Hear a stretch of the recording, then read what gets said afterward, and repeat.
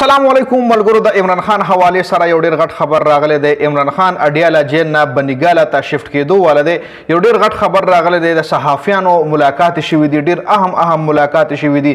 بریکسټر ګوهر سره د محسن نقوی ملاقات شوی دی. سهیل افریدي د 14 اگست شپه په اسلام آباد کې منو کړی د ډي چوک کې ډیر غټ احتجاج کړی دی چې ډیر غټ عوام او ډیر زیات غټ تعداد کې عوامو سهیل افریدي سره په دې احتجاج کې شرکت هم کړي. پاغه هم ډیټیل سره خبره کوو. د عمران خان حواله سره کوم غټ اپډیټس راغلي دي پاغه ټول نړمبنه خبره کو. عمران خان بنګاله ته شفټ کېدو والده د عمران خان اوخه د حفیظ الله نیازی هغه یو ډیر اهم ټویټ کړی دی. په دې ټویټ کې حفیظ الله نیازی لیکلی دی چې سیاست له لار ورکړي، یعنی د نوم دا ورکړي د خپل ټویټ له چې سیاست له لار ورکړي. عمران خان سره به ان قریب ملاقاتونه هم بحال شي او دا خبر هم راغلی دی چې عمران خان اور بشرا بیبي بنګاله ته منتقل کېدو والدي. اوس به سیاست تلاره ملاویږي او ملک په مخ کې ځي او کچره داسې اونو شو نو بیا به حالات خرابېږي، بیا به هغه کېږي چې به په تاریخ کې نه ویږي.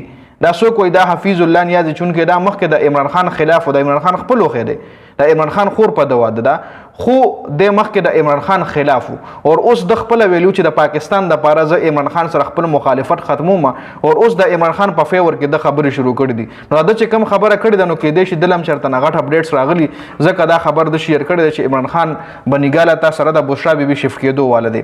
بل بریکسټر ګوهر او محسن نقوی یو اهم ملاقات شوی دی. د بریکسټر ګوهر مور وفات شوی و نو بریکسټر ګوهر په بونیر کې دا د بونیر دی نو چې کله دغه لاړو واپس اسلام آباد ته لاړو نو ولته ورسره محسن نقوی دعا ته هم ورغلو اور نور پکې هم سیاسي گفتگو شوې دي. نو سیاسي گفتگو بریکسټر ګوهر سره د محسن نقوی بس کېږي خو د عمران خان حواله سره بخامخه سناسه خبر شوی. بل سپیکر صاحب چې کوم دغه هم بریکسټر ګوهر ته دوالم تل دی او په دغه ملاقات کې سیاسي گفتگو هم شوې دي. فواد چودري هم ملاقات شوې دي، سیاسي گفتگو هم پکې ډیر زیات شوې دي، یعنی سیاسي هلچل چې کوم دی هغه سیوا شوې دي.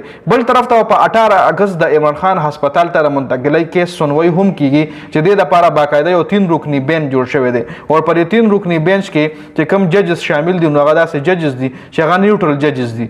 نو کې د شي د عمران خان په فیور کې فیصله هم په دغه 18 اگست باندې راشي. بل طرف ته زرداری او شهباز شریف ملاقات شوه دی کې د شي د ملاقات د لپاره کړي چې حالات خو بل طرف ته اوړي نو د هم ملاقات شوه دی. جی بل صحافیانو د پی ټی آی د طرف نه چې کوم اپوزیشن لیډر منتخب شوه دی علامه راجا ناصر عباس سره ملاقات شوه دی د صحافیانو چې صحافیانو ته مختلف انټرویوز کړي دي او دغه علامه راجا ناصر عباس ویلي دي صحافیانو ته چې زموږ مخکې کله عمران خان سره ملاقات شو نو عمران خان مونږ ته وی چې زنه بنګاله ته شفټ کیږم او نه زه ډیل کوم کچره زه د جیل نه دروزم نو زه د قانون او د آئین مطابق دروزم، زه سر خرو د جیل نه دروزم، زه په ډیلم د جیل نه دروزم او زه بنګاله ته نه شفټ کیږم. نو دا علامه راجا ناصر عباس چې کوم د عمران خان حواله سره دا بیان جاری کړی دی. بل سهیل افریدي بل ورځ عمران خان سره ګوره ملاقات نو شوې د زیارت پر ورځ باندې نو هغه بیا ویلو چې زه باډیاله جیل ته نه راځم. بیا خلکو وی چې کې پی کې ل برازي دلته په 14 اگست مناوي خو سهیل افریدي کې پی کې لرانو یعنی خپل پیښور ترانو او په 14 اگست شپې چې کوم د اسلام آباد کې 13 کا او د 14 اگست په شپه باندې ډي چوک لوته و چې په ډي چوک کې ورسره په زورګونو عوام د 14 اگست سلیبریشن کړي دي.